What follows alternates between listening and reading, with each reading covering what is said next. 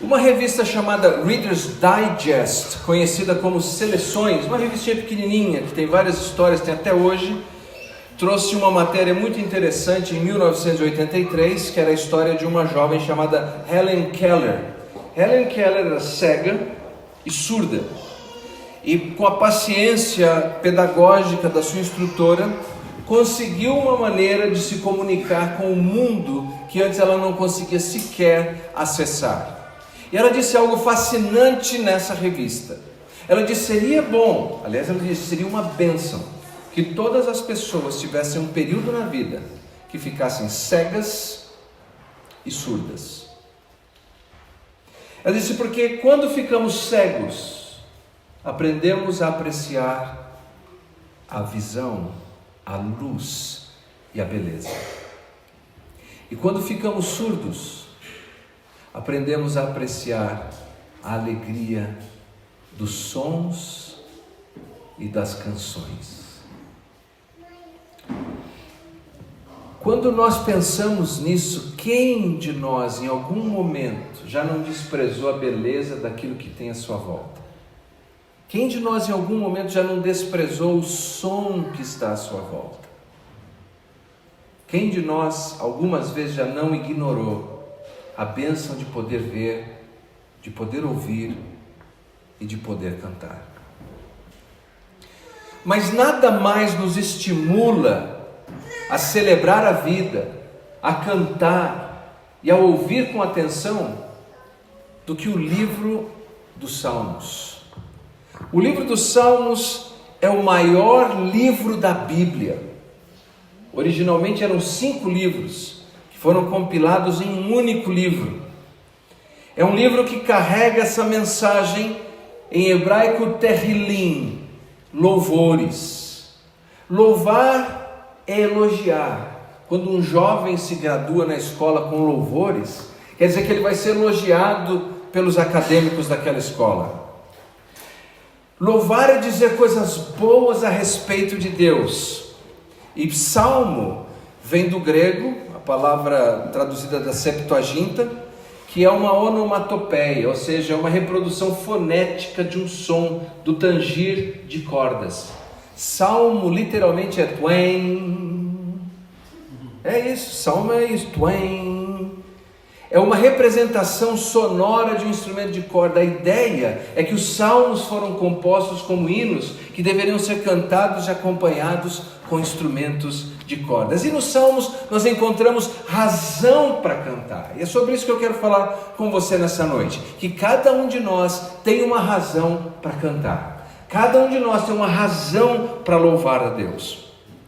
Quando nós olhamos nos salmos, nesse livro imenso, nós encontramos vários tipos de salmos. Salmos de lamento, salmos de ação de graças, salmos sapiensais, sabedoria e salmos imprecatório. Deixa eu te dar um exemplo de salmo imprecatório. Uma vez no final de um culto, um irmão novo convertido me procurou e disse: Leandro, o que você recomenda para eu ler com meu filho antes de dormir? E fim de culto, pastor às vezes está com a cabeça meio agitada. Eu disse: eu recomendo salmos. Leia toda noite um salmo com seu filho. E aí passou o tempo, aquele irmão me procurou de novo, o menininho do lado. Hoje aliás é um homem, fiz o casamento dele, mas na época era um garotinho. Me procurou e disse assim: pastor, nós precisamos conversar, meu filho não consegue dormir. Eu falei: por quê? É porque nós lemos este salmo e o salmo diz: arranca o cabelo dele, quebra o dente dele, que ele seja errante pelo mundo. Já leu esses salmos? Esses são os salmos imprecatórios. E aí na hora eu pus a mão na cabeça, eu esqueci, rapaz, que tem estes salmos. O salmo imprecatório é um salmo que quando alguém é injustiçado, ao invés dele ir e fazer justiça com as próprias mãos, ele clama a Deus. E diz: Deus, eu não vou fazer justiça, vingança com as próprias mãos. Eu vou entregar nas tuas mãos, porque o Senhor é o justo juiz de toda a terra. Mas aí, em sinceridade, o salmista conta para Deus o desejo que tem. Deus, se eu pudesse, eu dava uma de direita, dava uma de esquerda, puxava o cabelo dele. E é um salmo que nós chamamos, aliás, são 5 salmos, chamados de Halel. Halel é a raiz da palavra aleluia. Halel é um convite, é uma conclamação para louvar a Deus. Você quer ver uma coisa curiosa, como nós nos perdemos nesses vocábulos e termos? Nós achamos que aleluia é uma palavra de louvor, mas aleluia não é uma palavra de louvor.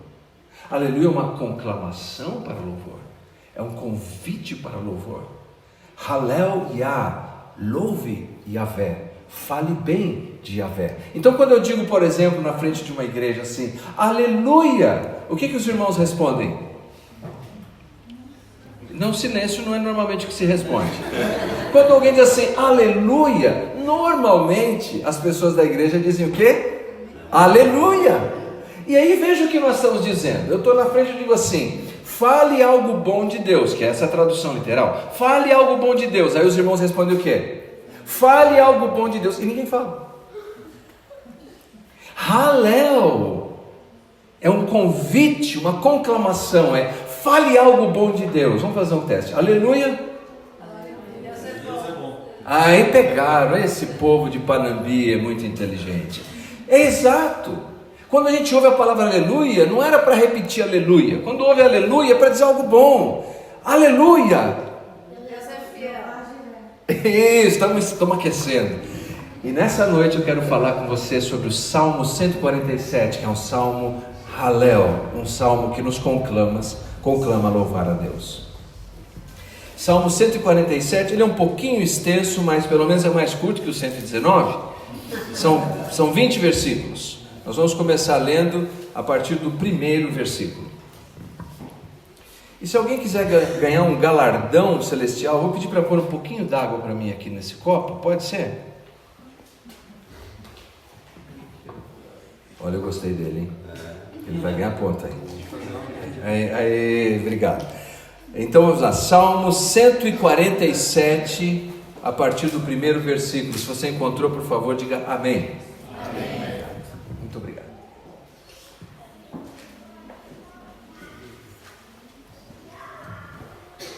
A palavra de Deus diz assim: louvai ao Senhor, porque é bom e amável cantar louvores ao nosso Deus. Fica-lhe bem o cântico de louvor. O Senhor edifica Jerusalém e congrega os dispersos de Israel. Sara-os de coração quebrantado e lhes pensa as feridas. Conta o número das estrelas, chamando-as todas pelo seu nome.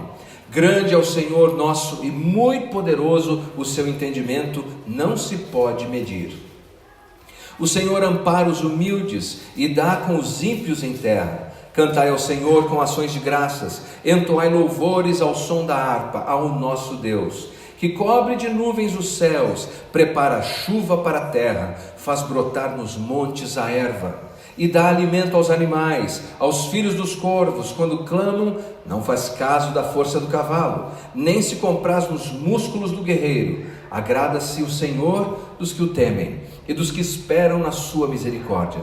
Louva Jerusalém ao Senhor, louva Sião ao teu Deus, pois ele reforçou as trancas das tuas portas, e abençoou os teus filhos dentro de ti, estabeleceu a paz nas tuas fronteiras, e te farta com o melhor do trigo. Ele envia suas ordens à terra, e a sua palavra corre velozmente, dá neve como lã, espalha a geada como cinza. Ele arroja o seu gelo em migalhas. Quem resiste ao seu frio? Manda a sua palavra e o derrete. Faz soprar o vento e as águas correm. Mostra a sua palavra a Jacó e as suas leis e os seus preceitos a Israel. Não faz assim a nenhuma outra nação. Todos ignoram os seus preceitos. Aleluia! Isso, estamos aquecendo. A maioria dos estudiosos concordam que este salmo é um salmo pós-exílico. Quer dizer, depois do povo de Israel, particularmente o Reino do Sul, ter sido levado para o cativeiro babilônico no ano 586, para falar em número redondo, passaram 70 anos no cativeiro, retornaram em 3 expedições distintas, como nós sabemos, e finalmente conseguiram reconstruir os muros de Jerusalém. E este salmo, o que tudo indica, foi um salmo composto para cantar quando Neemias inaugurava os muros de Jerusalém. E como nós sabemos, muros esses que terminou em 52 dias. Uma coisa espetacular. Agora, quando se canta isso, se tem a impressão que tudo aquilo aconteceu naquela hora, nos 52 dias. Mas não. A reforma de Jerusalém, a reconstrução de Jerusalém, o retorno do povo e finalmente o clímax da reconstrução daqueles muros levou muitos anos. Veja você, em 538 Zorobabel foi e começou a reconstruir Jerusalém. Depois disso eles tiveram muitas oposições, conseguiram melhorar poucas coisas até o ano de 516. Aí em 458 vai Esdras, mais um pouquinho. E aí em 445 finalmente é que vai o Neemias e consegue concluir em 52 dias. Mas não aconteceu assim. Foram anos e anos, foram 90 anos de desenvolvimento para que pudessem cantar este salmo dizendo: o Senhor edifica Jerusalém.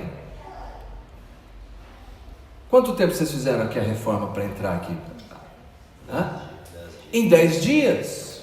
Mas eu vou ousar dizer a vocês que o sonho desse espaço tem anos. Não aconteceu em 10 dias. Esse encontro aqui não aconteceu em 10 dias. Igreja Bíblica, por exemplo, não aconteceu em 10 dias, isso é de 1800, Guaraná com rolha. E antes de nós, aqueles que zelaram pela obra, pela causa de Deus, são anos para que finalmente possamos cantar em celebração. Na vida, é imperativo aprender a arte de esperar para continuar cantando. É imperativo. A gente tem que esperar quando vai pescar para o peixe fisgar a isca. Quando a gente vai empinar a pipa, aqui é pandorga, né? Vai empinar a pandorga, tem que esperar o vento certo para ela voar. Nós temos que esperar aquela sexta-feira para o final de semana que vai chegar, todo mundo que trabalha, essa sexta-feira que não chega. Quando eu era menino tinha uma tia chamada Ana, na verdade era tia do meu pai. Tia Ana era rica, nós éramos pobres, mas que alegria quando tia Ana vinha nos visitar. Ela dava todo tipo de presente. Eu cheguei a ganhar da tia Ana até uma bicicleta, mas tia Ana não vinha sempre, e tinha que aprender a esperar o dia que tia Ana ia chegar. Tem que esperar, aprender a esperar na vida. Tem que esperar o dia que chega o brinquedo, tem que esperar o dia que chega, inclusive, uma nova chance. Na vida, nós temos que aprender a esperar. Mas quando se espera confiando em Deus, em quem é Deus, nós temos uma razão para cantar. Aleluia. Opa, não pegaram ainda. Nós temos uma razão para cantar. Aleluia. Exatamente. E neste salmo, que é organizado em pelo menos 3 estrofes, nós temos as razões para cantar. Eu não vou apresentar as 3, mas apenas 2. Veja só que no versículo 4 e 5, do 4 ao 5, deixa a sua Bíblia aberta para você comparar. Versículos de 4 a 5. Versículos de 8 ao 9, do 15 ao 18, nós temos algumas descrições de por que devemos ter razão para cantar. E a primeira razão para cantar tem a ver com uma canção, inclusive foi ministrada aqui, que é a grandeza de Deus. O nosso Deus é grande, o nosso Deus é imenso. E se não temos razão outra para cantar, essa já é uma razão suficiente. Quão grande é Deus! Veja só, me concentrando apenas no versículo 4 e 5. Ele numera e nomeia as estrelas. Pense nisso. Ele numera e nomeia, chama por nome as estrelas. Estrela é uma coisa fascinante. Qualquer pessoa, mesmo que como um leigo tenha interesse por astronomia, se ele considerar uma estrela, a sua complexidade, a sua química interna, a sua luminosidade, o seu tamanho, a sua energia, a sua temperatura, a sua luz. Uma estrela é objeto de estudo e de pesquisa e de teorias e de tese, dissertações. Uma estrela. Agora pense nisso, pense na grandeza de um céu iluminado. Hoje pela manhã mesmo eu conversava com um amigo e ele me falava, ele gosta dessas coisas, e ele estava me falando de uma pesquisa que foi feita pelo satélite Hubble, que ficou mais ou menos de 10 a 11 dias fotografando aquilo que deveria ser um local não iluminado do espaço, vamos chamar de uma fenda entre uma estrela e outra, um espaço completamente escuro, sem nada, e com essas lentes poderosas, eles registraram dia após dia após dia. O resultado foi uma foto impressionante, de vários pontos brilhantes, só que cada ponto brilhante não era uma estrela, eram galáxias. Hoje, presume-se que nós tenhamos mais do que se pode observar com a tecnologia, mais de 100 bilhões de galáxias, do que se pode observar.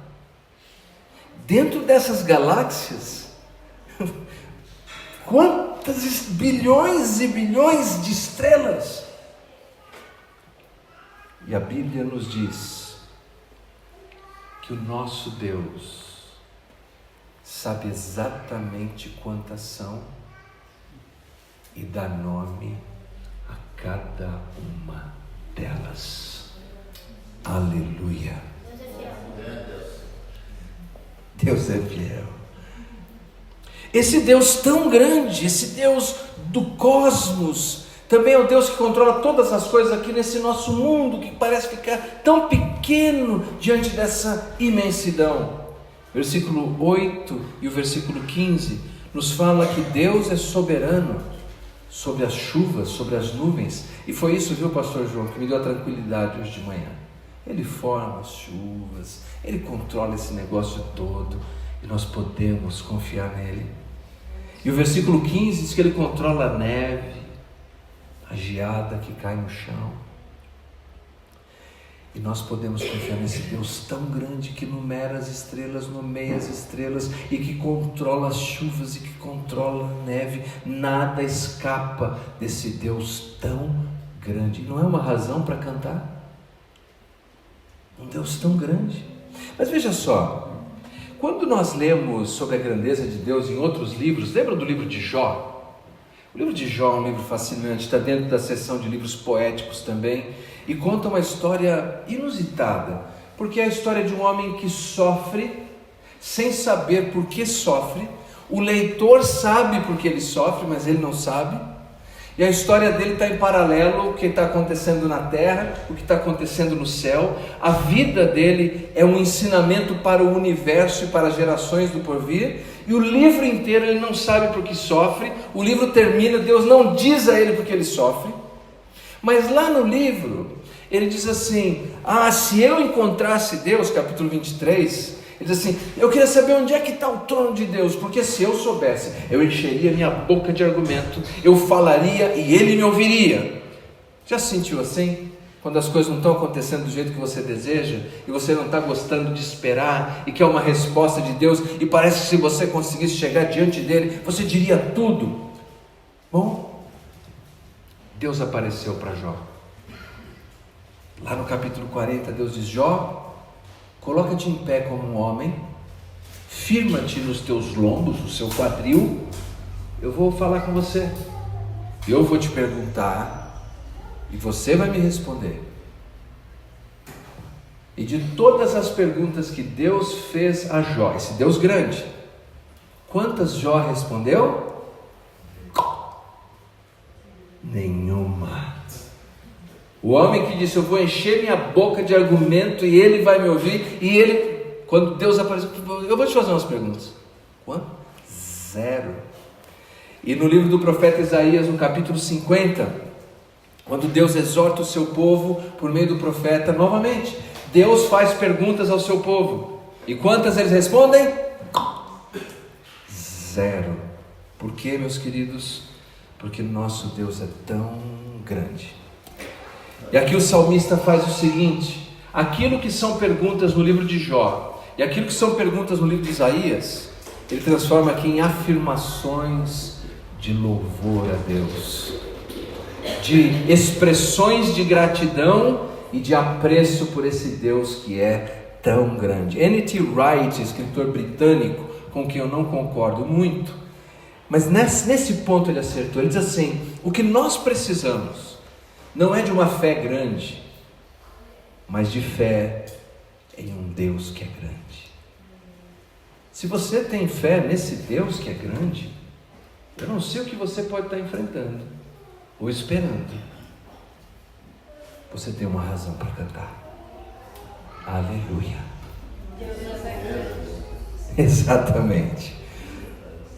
Mas se Deus fosse apenas grande e desinteressado de nós, se fosse apenas um Deus grande e indiferente, qual seria de fato a vantagem disso? Mas este salmo nos dá razão para cantar, porque Deus é um Deus grande, mas Deus é um Deus de graça. Versículo 2 e 3, o 6, o 10 ao 14, eu não vou ler todos eles, estou citando, depois você lê com calma em casa. Mas o 3, olha a beleza e a delicadeza do versículo 3 desse Deus grande. Sara o de coração quebrantado. A tradução atualizada diz: pensa as feridas. O que significa aí é alguém que vem e troca o curativo de quem está sofrendo. Alguém que vem e limpa a ferida e cuida. Esse Deus tão grande do cosmos, dessas bilhões de galáxias, é o Deus da jabuticaba do quintal. É o Deus que não pensa só naquilo que é imenso, mas naquilo que é pequeno. Não é o Deus que fica olhando apenas os controles cósmicos e meteorológicos, mas é o Deus que fala: há uma ferida na sua vida e eu venho ao seu encontro. Há uma dor na sua vida e eu venho até você. Há uma dificuldade que você enfrenta e eu conheço. Eu não conheço apenas as estrelas do céu, eu conheço a sua dor, a sua tristeza, a sua angústia, a sua frustração, a sua ferida, e eu vou cuidar e limpar a sua ferida. Aleluia. Esse é o Deus grande e o Deus gracioso que nos dá razão para cantar. Versículo 11 diz assim: que Ele se agrada de quem espera na sua misericórdia. É só isso. Porque como eu, uma pessoa tão pequena, frágil, pecador, posso agradar um Deus tão grande como esse, tão perfeito como Ele, tão maravilhoso como Ele? Eu tenho estudado incansavelmente o Evangelho de Marcos, todas as manhãs, tem sido o objeto do meu devocional. Eu compartilho com a Julie, ela tem que me aguentar todo dia. Julie, eu vi isso hoje, e cada dia mais eu fico encantado com Jesus. Eu falo para ela: Julie, olha, Jesus na história é formidável, não há palavras para descrever Jesus, e esse encantamento. E quando eu olho para Ele, não há nada em mim que eu pudesse oferecer, mas aí Ele diz: Leandro, eu me agrado se você apenas esperar pela minha misericórdia. Só isso. Só isso. É um Deus grande, mas é um Deus de graça, que vem ao nosso encontro em amor, em bondade, em misericórdia. E o versículo 19 talvez seja o ápice de como Deus oferece a sua graça. Diz assim: que Ele concede ou revela a sua palavra. Um Deus tão grande assim poderia ficar em silêncio para sempre. Veja, a revelação natural que nós chamamos, ela nos diz que Deus é poderoso. Você observa a simetria, as cores, a beleza das flores, o canto dos pássaros, o sol, as galáxias, assim. Tem um Deus poderoso aí, tem um projetista inteligente, mas não diz se Ele me ama, se Ele se importa, se Ele se interessa. Para entender isso eu preciso de uma revelação especial. E essa revelação especial é a Bíblia, é a palavra de Deus. E o texto nos diz que Ele revela a sua palavra. E isso é graça, é favor imerecido. Então convenhamos, nós temos motivo para cantar. Nós temos razão para cantar. E nessa noite eu espero que você possa sair daqui pensando nisso. Eu tenho um Deus grande, eu confio num Deus que é grande, é maior que os problemas e as dificuldades que eu enfrento, é maior que as minhas frustrações.